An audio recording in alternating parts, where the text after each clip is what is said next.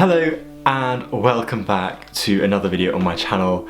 My name is Charlie. I am a current Durham undergraduate student studying archaeology and history, and I want to talk to you guys about the social side of university. So I appreciate that a lot of people may not have had the chance to visit universities, or they may not know what it's like, so I'm gonna give you that bit of insight into what university life is actually like, aside from the academics. I've already done a video on academics. If you want to go watch, the link will be in the description box below. So go check that out, and yeah, let's get on with the video. So the first thing that happens when you go to university, and this pretty much happens in every single university, is Freshers Week, and it is one crazy week. You don't really know how to plan for Freshers Week. It's more of a diving in situation and exploring your options. It's a really great place to sample what's on offer in universities, and it will introduce you to things like sports, societies, events, and a whole lot more around the university. So there'll be things like Freshers Fairs, which will give you an opportunity to go and sign up for a load of societies.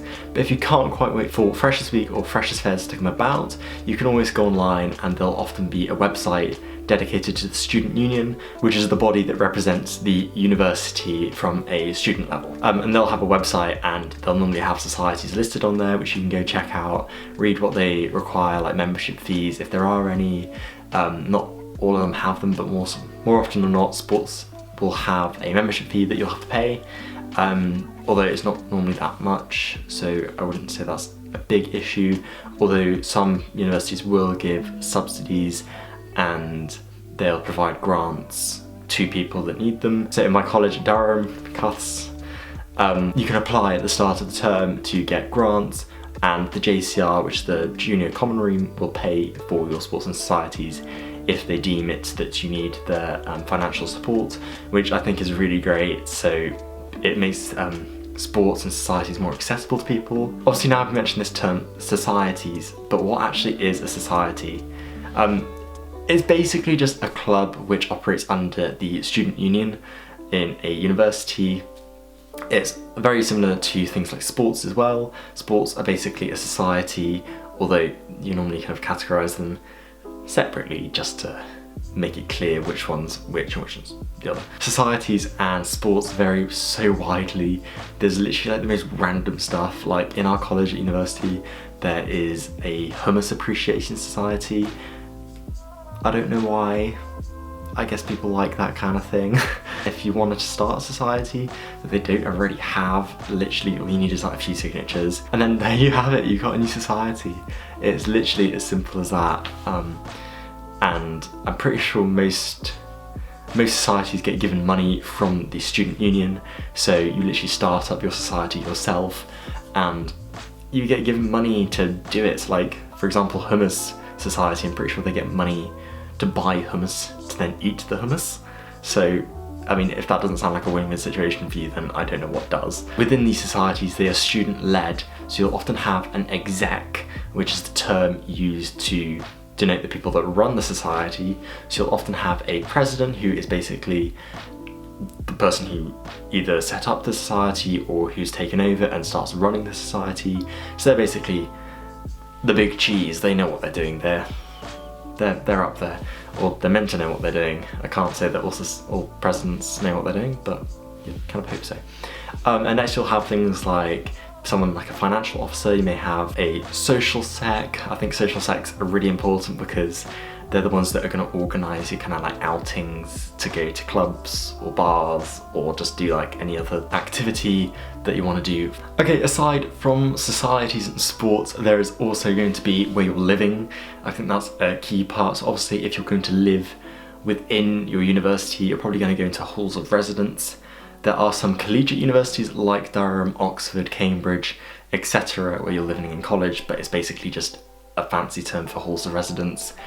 But it adheres to a more collegiate lifestyle, which is kind of different, but I'll go into that more in my third video of this series, talking about Durham, so stay tuned for that if you want to learn more about that. So in halls of residence, there are two main types of classification, is that the term? So you'll either have catered or self-catered, and I mean they're pretty self-explanatory. Catered is really good for if you just can't be bothered to cook meals, if you've got certain like timetables where you just need food cooked for you, or if you're just a really bad chef. I mean, most people when they start out are, including this guy. Yeah, I was put on self-catered where I had to cook for myself, and it's difficult, although it normally turns out that self-catering is cheaper, so there is that, which I guess is kind of good, especially being on that tight student budget. But at the end of the day, there are pros and negatives of each one. Obviously that's something you've got to decide for yourself, and you normally get a choice in which one you want to pick. So just weigh up the options and see which one you want to be in, because at the end of the day, it's down to you. Alongside that, there's also going to be more differentiations between each halls as well. For example, if you have a shared bathroom or an ensuite bathroom, but these are just personal preferences. Personally, I got my 4th choice of accommodation out of 4, and honestly, it's turned out to be probably my favourite accommodation in the whole place. So I'm actually really thankful I got the worst. Just because you got an accommodation that you didn't really think was going to be the best doesn't mean it won't be. I mean, personally, I've got a shared bathroom, and it's actually really great because it forces people to go out, especially having a kitchen as well with self-catered. It really engages people and makes people talk, so I like that. Additionally, there are going to be events at university, and these are probably going to be a little bit different to your average kind of school proms, things like that. Obviously they're probably going to be quite similar in some respects, depends on where you went to school, depends on where you go to university. For example, in Durham we have these things called formals, and in each college they vary by how often they occur. For example, in my college they occur once every 2 weeks, whereas in some colleges they occur twice a week. Why would you need a formal twice a week? Anyway, these are kind of like a chance for you to dress up, get into maybe a black tie or a lounge suit, that kind of attire, and just have a good time being dressed up and looking smart. So I'd kind of highly recommend that you buy yourself a cheap suit or dress or something like that you can wear to these events. Although firstly, find out if your university is going to do these kind of events, because if you go to a university that is probably not going to do those, there's probably not much point in buying one just for the sake of it. So yeah, there's events which take place which are vastly different. Sometimes you'll have sit-down meals, other times it'll be more of just a silent disco-y kind of thing, so it really depends on the type of university, etc. Something which may be very different for a lot of people when they go to university is that there is a political scene in university. So there will be people campaigning for certain views in university. For example, there will be the student politics, so you'll be voting for candidates for the student union. So you'll be voting for a president of the student union and all the executive roles that come along with the students' union. In addition to that, there will also be events held by your university where they may bring in speakers that talk to you about politics or current affairs or any issues that may be important at the time. So the political body is something that you'll probably get used to, and you can also vote in these elections. So you'll get the opportunity to vote for things like the president of your students' union, and this kind of extends down to society level as well, but it's more informal, I'd say. It's probably more of a sit-down meal or kind of going to the bar.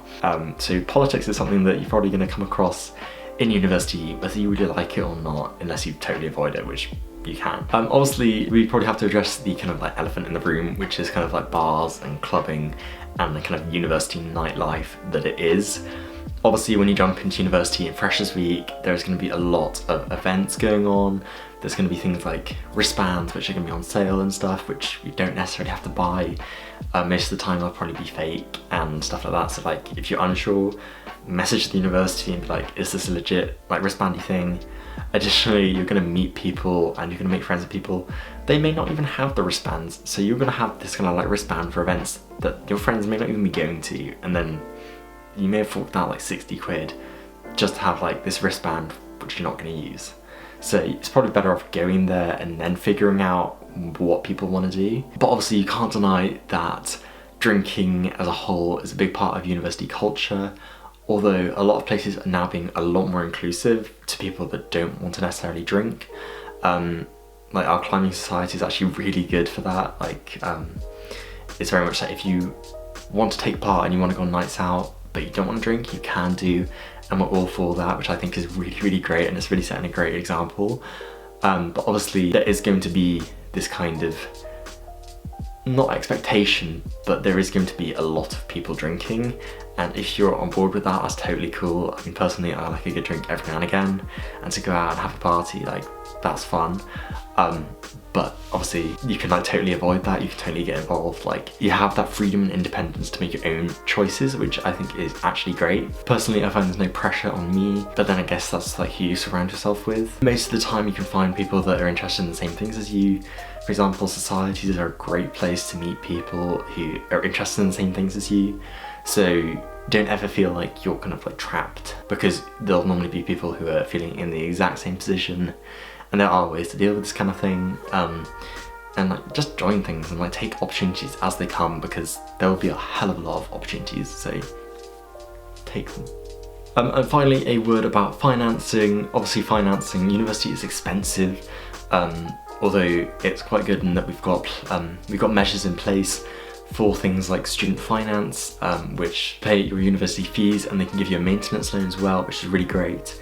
Although I know this doesn't always cover things. If you haven't applied for student finance, I would highly recommend you do, even if you're not sure what university you're going to. Just apply for it so it's there, and so that you know that you could have it, and there's no like delays with payments or anything. But the student loans company is normally relatively good, I would like to say. Personally, I've had no issues with them, so yeah, there is that. Additionally, there are some universities do things like grants and loans in addition to student finance, so if you are struggling, you can email them and find out what's going on. Like bursaries are a big thing in a lot of universities, and or sometimes there are academic awards, so if you do really well in your A-levels, they will often give you money off your university payments. For example, they'll normally send you an email if they are doing these schemes. So just look out for them and like apply for them if you can, because if you can get some money off, that's great. So aside from applying for student finance, it is a great idea to set up a budgeting plan. For example, meal planning could be a great idea, and just kind of like knowing how much you can spend each week. So obviously you don't spend like too much on alcohol or too much on food, or like too much on just like admission to clubs or like sports and societies. But anyway, enough about budgeting. That has been the kind of like social side of university, what to expect, how to prepare, kind of palaver thing. I don't know what I'm doing with my hands, I'm gonna stop. But I hope you have enjoyed this video. If you have, please leave a like down below, share it with your friends who are going to university, because they may need this to help prepare themselves. Subscribe if you are new, and I will catch you in the next video. Goodbye. Also, stay tuned for my Durham episode coming up next.